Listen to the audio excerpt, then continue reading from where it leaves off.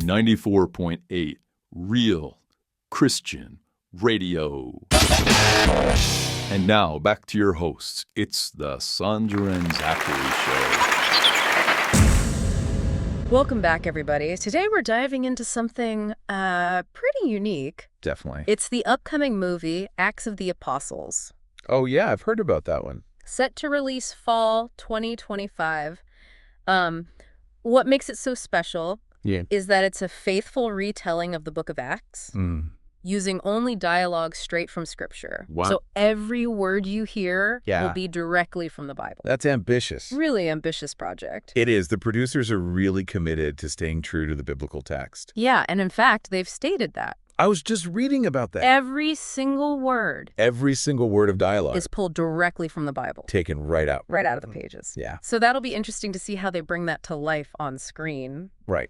But here's the thing. We don't have to wait until 2025 Cool. to experience a piece of this project Yeah. because the soundtrack is already out. Wow. So we're going to be looking at a few blog posts from the movie's website, Okay. as well as the soundtrack itself. It's going to be fun to have all those. Different perspectives. Yeah, different perspectives to consider, like we can dig into the historical context, the creative process behind the music, and how it all connects back to the book of Acts. And trust me, Oh, there's got to be some surprises. there are some surprises in store. I bet. We stumbled upon a story about a historical figure Will you? connected to the movie, someone you've probably never heard of, Mm. and I certainly hadn't. Okay, let's hear it. Her name is Maria la Bailadora, Maria la Bailadora. and her story is woven into the themes of the movie. Interesting. I don't know that name. Maria la Bailadora. It's a cool name, but it doesn't ring a bell. It really doesn't. I had never heard of her before. Okay. So fill me in. Tell me about her. All right. She was a 16th century Spanish dancer, Okay. known for her vibrant faith Mm-hmm. and personality, but her story goes way beyond the dance floor. Okay. She disguised herself as a man What? to join the Holy League at the Battle of Lepanto. Hold on. The Battle of Lepanto. Yeah. I vaguely remember that. You probably learned about it in history class, From way back when. but it was a pretty major event. I think so. Yeah, this was massive. A massive naval battle in 1571 Okay. between the Christian Holy League Mm-hmm. and the Ottoman Empire. Okay. The stakes were high. Extremely high. Like the outcome of this battle would determine the fate of Christian Europe. Wow. Yeah, a lot riding on it. So how does a Spanish dancer fit into all of this? Okay, so imagine this, Yeah. cannons firing, Yeah. swords clashing, Chaos of battle. and Maria dancing. Was she entertaining the troops? Not quite. Okay. This was more than just a performance. Okay.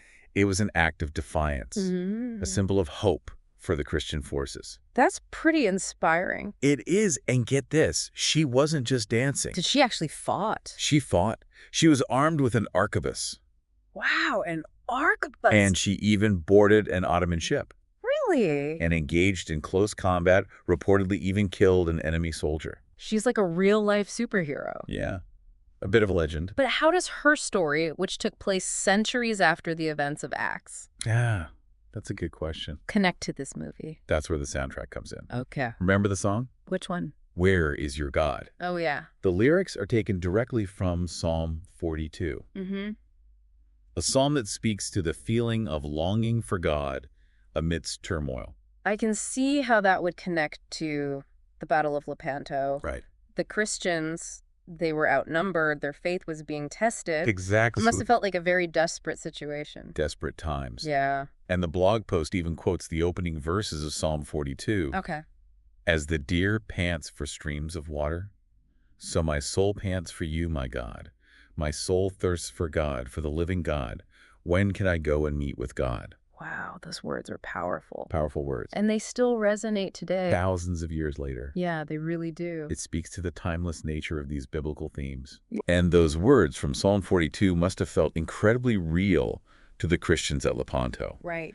Especially when you consider that, according to the blog post, the Ottomans were mocking them, asking, "Where is your God?" What a powerful psychological tactic. Yeah, trying to shake the very foundation of their faith. So how did the Christians respond to that? They turned to prayer. Okay. They prayed the rosary, Mm-hmm. trusting in divine providence to deliver them from the Ottomans. And ultimately, Against all odds. the Holy League was victorious. Victorious, many people attribute their victory to divine intervention. Wow. inspired by their prayers and Maria's unwavering faith.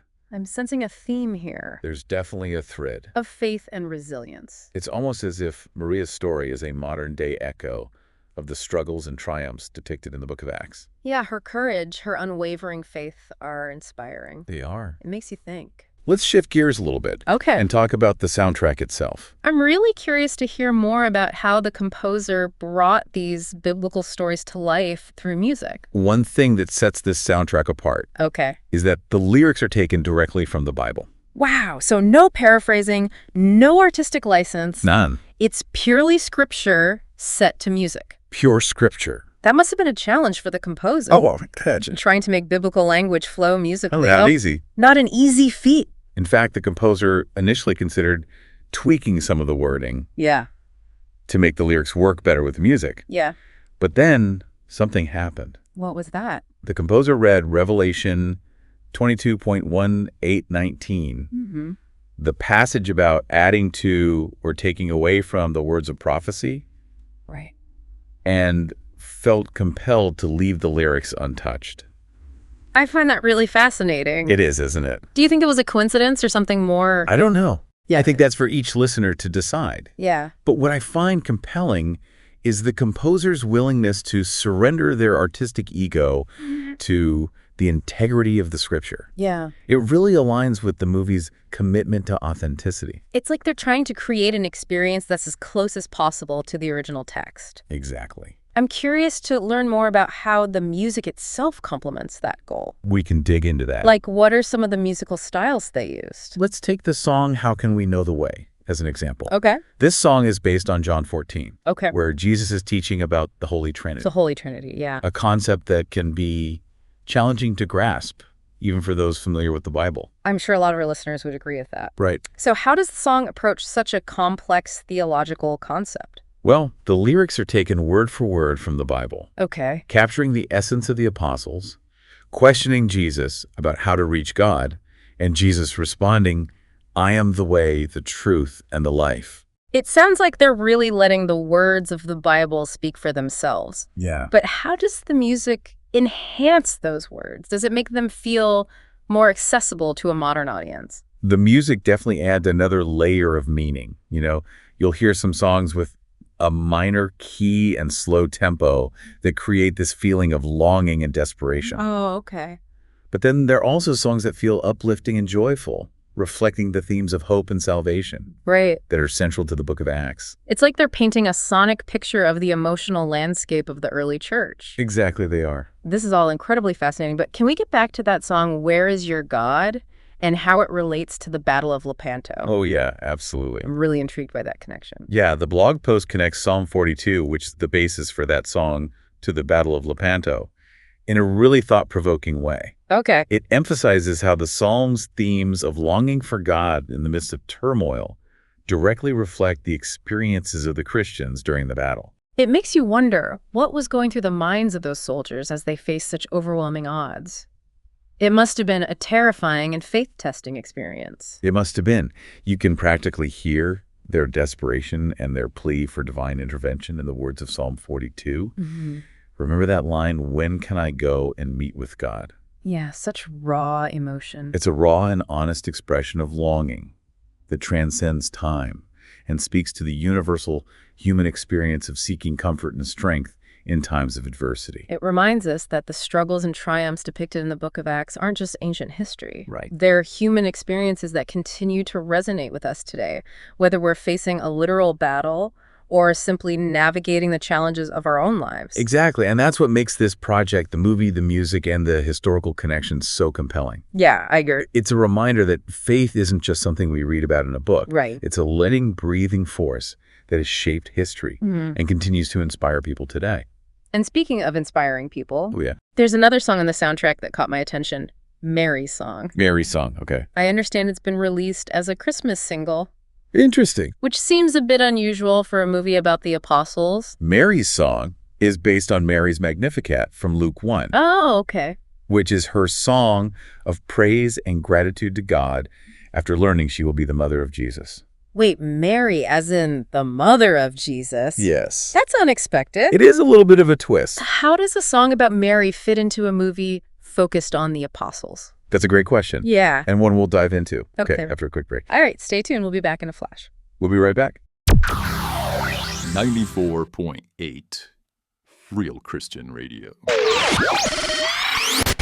So we're back, and I'm still thinking about how Mary's story, her Magnificat, found its way into a film about the apostles. Well, it really shows, the interconnected nature of faith. Yeah. Even though Mary wasn't one of the 12 apostles, Right. she played a pivotal role in the early church. Her song of praise reflects the broader themes of discipleship and devotion that you see throughout the whole story of Acts. So they're drawing a parallel between Mary's faithful response to God's calling and the apostles' mission to spread the gospel. Precisely. And I think it's a great way to highlight the diversity of experiences within the early church. It wasn't just about 12 men. It was about this whole community. Right. A community of believers, each with their own unique story. Exactly. It makes me think about how so much of the Bible, especially the Psalms, was originally meant to be sung. Right. We experience it primarily as written text now. We do.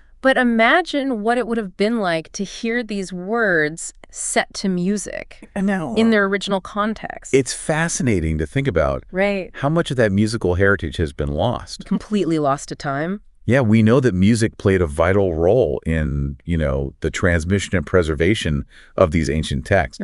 But the melodies themselves are largely a mystery. That's what makes the soundtrack so intriguing. I know it is. They're not just setting Bible verses to music. Right. They're trying to recapture some of that lost musical history. You could say they're creating a sonic bridge. Yeah. Between the ancient world and our modern experience of faith. I like that. Yeah. And they're doing it in a way that feels both authentic and accessible. I think so, too. I'm already thinking about the movie coming out next year. Yeah. And how the music will enhance those scenes. It's going to be really interesting to see it all come together. Yeah, absolutely. Speaking of the movie, remember how we were discussing the Holy Trinity? Oh, wait. One of the songs, How Can We Know the Way? Yes. Directly tackles that complex concept. I'm curious to hear how they approach that. Well, the lyrics are taken straight from John 14. Yeah, you said that. Capturing the moment when Jesus tells his disciples, I am the way, the truth, and the life. No one comes to the Father except through me. They didn't shy away from the theology. No, they didn't. It's a doctrine that has been debated and interpreted in countless ways. Throughout history. I think it speaks to their goal of creating a truly multifaceted project. Yeah, I agree. They're not just retelling the story of Acts. Right. They're inviting us to engage with these theological questions and complexities that arise from it. To wrestle with it. I love that approach. Me too. And by using music as a medium, they're able to connect with listeners on a deeper emotional level. Right. Music has this power to transcend language and resonate with us in ways that words alone sometimes can't. Exactly. It's funny. We've been talking about a movie that hasn't even come out yet. I know, right? But I feel like I've already gained a deeper understanding of the Book of Acts through exploring the soundtrack and these historical connections. It just goes to show that sometimes the most unexpected paths lead to the most profound discoveries. That's true. This whole project, with its blend of history, faith, and music, has been a truly eye-opening experience. I couldn't agree more. It's important to remember that the story of Acts isn't about any one individual. Right. It's about the collective experience of the early church. It's about a community of believers who are united by their faith and their mission to spread the gospel. Even in the face of persecution. Yeah. So Maria's story, while remarkable, It is. should be seen as part of that larger tapestry, Exactly. adding another layer of complexity and richness to the overall narrative. It's like we're piecing together a puzzle with each story, each song, each historical connection, revealing another facet of the early church. And what's truly remarkable is how these stories written centuries ago Yeah. still have the power to move and inspire us today. They do. They remind us that faith isn't just about historical events Right. or theological doctrines. It's about the personal journeys of individuals who dared to believe in something bigger than themselves. Exactly. And their stories continue to resonate with us, They do. reminding us that even in the face of seemingly insurmountable obstacles, faith has the power to transform lives and shape the course of history. It really does. It's been an incredible journey so far. It has. And we're not quite done yet. Oh, We're going to wrap things up okay. by inviting our listeners to ponder a thought-provoking question, Okay. something to keep them thinking long after this deep dive ends. A question that will hopefully spark their own exploration of the intersection between history, faith, and the power of music. So much to think about. There is. It's really amazing what we've uncovered in this deep dive, you know. It is. This whole project with the Acts of the Apostles movie, the story of Maria La Balladora, and this really unique soundtrack. It all ties together. It does, and I think what we've seen here is just a testament to the power of storytelling. I think so, too. Whether it's through film or music or the written word, stories have this way of transporting us. Yeah, taking us to different times and places. Letting us connect with people and experiences that we might not otherwise, even know about. Right, and especially when those stories are rooted in faith. Yes. They can move us in profound ways. Deepen our understanding, challenge our perspectives. Inspire us to live more meaningful lives. The Book of Acts is a perfect example. It is. It's filled with adventure, drama, spiritual transformation. It speaks to the heart of what it means to be a follower of Jesus. And it's still relevant today. Oh, absolutely. It offers guidance and inspiration for anyone looking for a life of purpose. Yeah, and it makes me think about something we talked about earlier. What's that? How so much of the Bible was originally meant to be sung, but we've lost that music. We have. It's gone. So if you could rediscover the music Oh, wow. for one biblical song, Just one. which would it be? Oh, that's a tough one. I know. There are so many. Good ones. So many good ones. Powerful passages that would lend themselves to music. I think for me, I'd have to go with Psalm 23. Oh, the Shepherd's Psalm. Yeah. Beautiful choice. It's just this psalm of comfort and assurance. It is. It reminds us that even when we're going through tough times, we're not alone. Never alone. And I can only imagine Yeah. how moving it would be Oh, to yeah. hear those words set to music. To experience that depth of meaning through melody and harmony. It would be like a musical embrace, I love that. wrapping us in the peace and love of God. Beautiful imagery. And it reminds us that even though we may have lost the original music for a lot of these biblical songs, Yeah. the power of those words remains They still speak to us, across the centuries. offering comfort, inspiration. A glimpse into the heart of God. And who knows, maybe one day we'll uncover some of those lost melodies. Maybe. But until then, we can keep exploring this rich tapestry of the Bible, Absolutely. allowing these stories and teachings to shape our lives and inspire us on our own faith journeys. Well said. And to our listeners out there, Yeah. keep exploring, keep questioning, keep diving deep into the world around you. You never know what you might find. Exactly. Thanks for joining us on this deep dive It's been a pleasure. into the world of Acts of the Apostles. Until next time. We'll see you then.